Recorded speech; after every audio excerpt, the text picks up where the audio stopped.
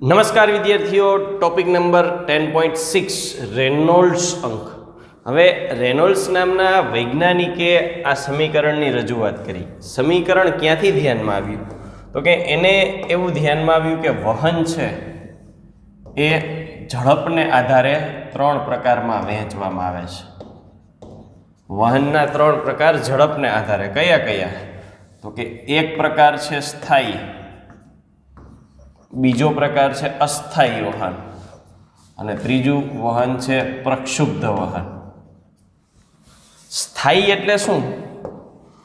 તો કે સ્થાયી એટલે જે તે બિંદુ પાસે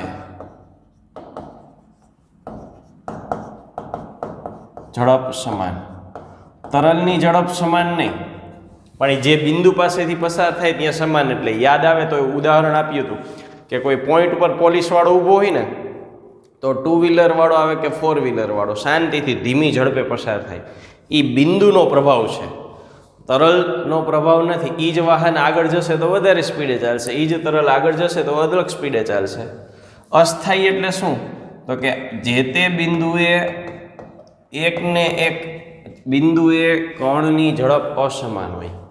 અને પ્રક્ષુબ્ધ શું? તો કે ઝડપ છે એમાં મોટા અને ઝડપી ફેરફાર થાય, તાત્કાલિક બદલી જાય અને એ પણ વધારે પ્રમાણમાં બદલી જાય. આ છે આદર્શ સ્થિતિ છે, જે 100% કોઈ દિવસ શક્ય હોય નહીં. આ વ્યવહારિક છે, 100% સ્થાયી ન હોય પણ થોડુંક તો અસ્થાયી હોય જ. પ્રક્ષુબ્ધ વહન ક્યાં જોવા મળે? એનું બેસ્ટ ઉદાહરણ શું? તો કે ઊંચાઈએથી પડતો પાણીનો ધોધ. ઊંચાઈએથી પડતો પાણીનો ધોધ છે એને આપણે એના ઉદાહરણ સ્વરૂપ લઈ શકીએ. આ તો જ ઝડપ શક્ય બને જો વી છે એ ખૂબ નાના હોય, એકદમ ધીમા હોય, એકદમ ધીમું વહન થતું હોય તો આ શક્ય બને, બાકી શક્ય બને નહીં. તો રેનોલ્ડ્સે એવું વિચાર્યું કે કોઈ આંકડાકીય રીતે આ ત્રણેય પ્રકારને અલગ પાડી શકાય, આંકડા ઉપરથી કહી શકાય કે આટલું આ આંકડો હોય તો એને ઝડપી વહન, સ્થાયી વહન કેવું અને અસ્થાયી કેવું કે પ્રક્ષુબ્ધ કેવું. તો એના માટે એણે વિચાર્યું કે ભાઈ વહન છે એનો આધાર કોના ઉપર છે? તો કે વહન છે એનો આધાર તો કે એક તો તરલની ઘનતા ઉપર, તરલની ઝડપ ઉપર, જેમાંથી પસાર થાય છે એ નળી એના વ્યાસ ઉપર અને એની શ્યાનતા ગુણાંક ઉપર. આ બધાય માટે એને સંયુક્ત રીતે આવું સૂત્ર બનાવ્યું. રેનોલ્ડ્સ અંકનો આર, રેનોલ્ડ્સ નંબરનો R is equal to ρ V D upon eta. આ એકમ રહિત થઈ જશે. પછી એને નક્કી કર્યું કે હવે કઈ રીતે અહીંયા આને ભાગ પાડવા. તો કે આરના મૂલ્યો પ્રાયોગિક રીતે જોયું 3 પ્રકારે વહેંચી શકાય. એક 0 થી 1000 વચ્ચે હોય, 1000 થી 2000 વચ્ચે હોય અને 2000 થી વધુ હોય. તો વહનનો પ્રકાર આના આધારે નક્કી કરી શકાય. 0 થી 1000 વચ્ચે હોય તો એવું ખબર પડ્યું કે આ વહન છે એ સ્થાયી વહન થતું હોય. અને એનસીઆરટીએ સ્થાયી અને ધારારેખી બે માટે એક જ શબ્દ રાખ્યો છે, ધારારેખી વહન થતો હોય. સ્થાયી અને ધારારેખીમાં થોડોક ફેર છે. 1000 થી 2000 વચ્ચે હોય તો અસ્થાયી વહન થતું હોય અને 2000 થી વધુ હોય તો પ્રક્ષુબ્ધ વહન થતું હોય. તો આ રીતે અહીંયા તમે કોઈ પણ દ્રવ્ય લ્યો, એક જ સરખી નળી હોય, પછી એમાં તમે પાણી પસાર કરો કે તેલ પસાર કરો, પાણી તેલ માટે ઘનતા જુદી જુદી હોય, પાણી તેલ માટે શ્યાનતા ગુણાંક જુદા જુદા હોય. પણ આંકડાકીય રીતે જોયું ને તો ભલે બે જુદા જુદા હોય પણ વહનની સ્થિતિ પ્રમાણે રેનોલ્ડ્સ અંક સરખા જ નીકળે છે. આ સૌથી અગત્યની વાત છે. પછી તો કે જેમ જેમ તમે ઝડપ વધારો છો એમ એમ ઝડપ વધશે એટલે વી અંશમાં છે, એટલે આર છે એ વીના સમપ્રમાણમાં છે.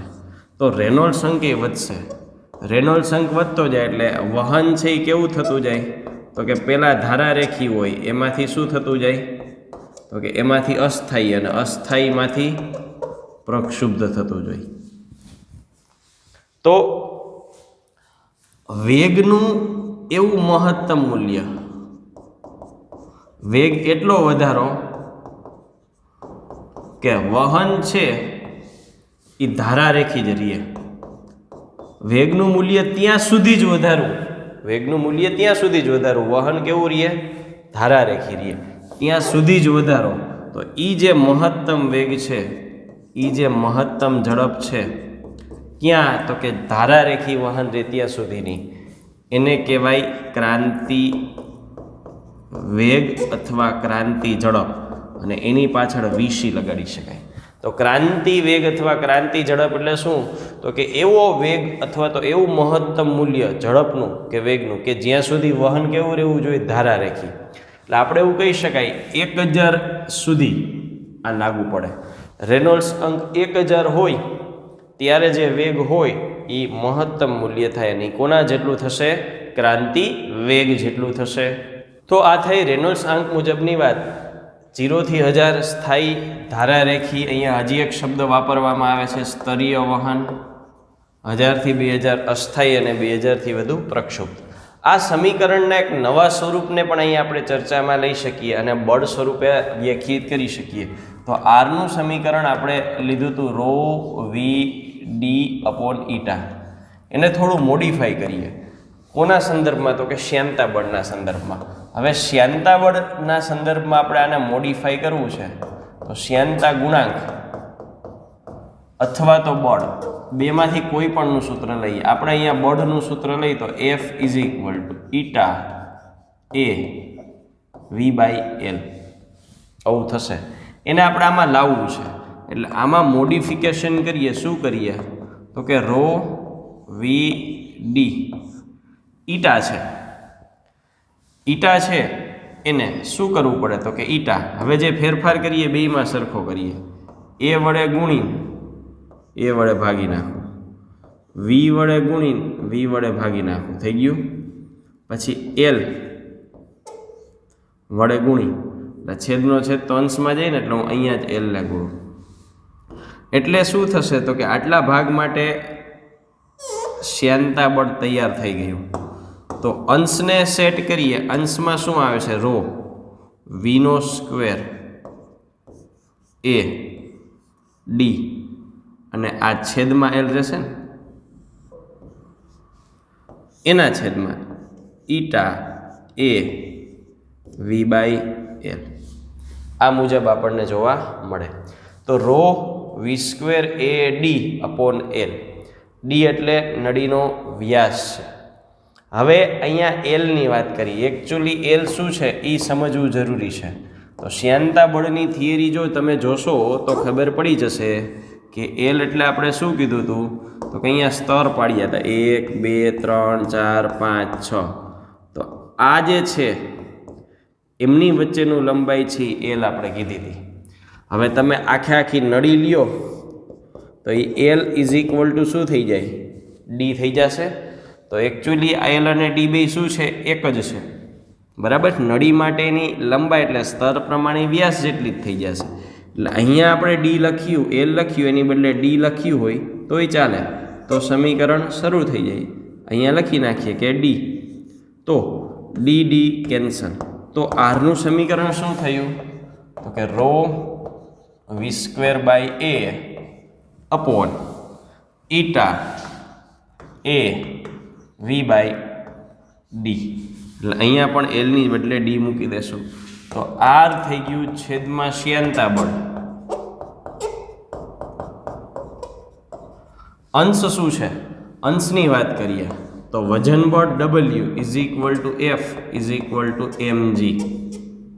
ચાલો, ઘનતા એટલે દળ ગુણ્યા કદ એના ગુણ્યા ગુરુત્વ પ્રવેગ. કદ એટલે ક્ષેત્રફળ ગુણ્યા લંબાઈ. આ લંબાઈના છેદમાં સમયનો વર્ગ, ગુરુત્વ પ્રવેગ, બરાબર છે. હવે જો વેગનો વર્ગ છે તો ρ એ L² અપોન T². લંબાઈના છેદમાં સમયનો વર્ગ. આ શું થઈ ગયું? વેગનો વર્ગ. રો એ વી સ્ક્વેર. આ શું થયું? વજન બળ. દળને આપણે શું કહીએ છીએ? જડત્વ. ચેપ્ટર નંબર 5 એમાં કીધું હતું દળ જડત્વ છે. એટલે આને આપણે શું કહી શકીએ? તો કે આ થયું જડત્વીય બળ. તો રેનોલ્ડ્સ અંકનું બીજું સૂત્ર, બીજું સ્વરૂપ થાય જડત્વીય બળ છેદમાં શ્યાનતા બળ. આ મુજબ પણ એને લખી શકાય. અહીં રેનોલ્ડ્સ અંક વિશેની ચર્ચા આપણી પૂર્ણ થાય છે. Thank you.